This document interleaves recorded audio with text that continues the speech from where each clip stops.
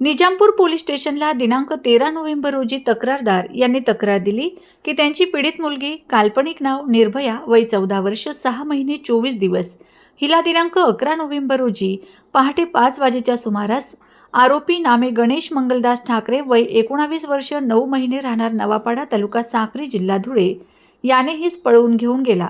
त्याबाबत दिलेल्या तक्रारीवरून निजामपूर पोलीस स्टेशनमध्ये गुन्हा दाखल होता. सदर गुन्ह्यातील आरोपी हा गुन्हा घडल्यापासून फरार झाला होता.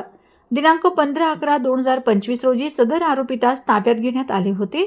त्यास माननीय न्यायालयाने मॅजिस्ट्रेट कस्टडी मंजूर केल्यानंतर गुन्ह्यातील पीडित मुलगी, काल्पनिक नावे निर्भया, हिस तपासादरम्यान विश्वासात घेऊन विचारपूस करता तिच्यावर आरोपीने अत्याचार केल्याबाबत जबाब दिल्याने सदर गुन्ह्यात भारतीय न्याय संहिता 67 सह लैंगिक गुन्ह्यापासून बालकांचे संरक्षण कायदा सन 2012 चे कलम 4 प्रमाणे कलमवाढ केली होती.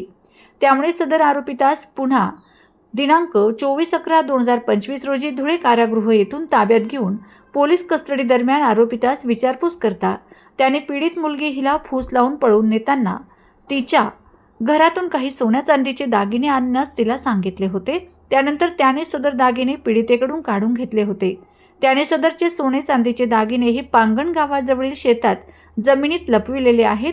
याबाबत कबुली दिल्याने आज रोजी पंचनामा दरम्यान पंचांसमक्ष दागिने काढून दिलेत.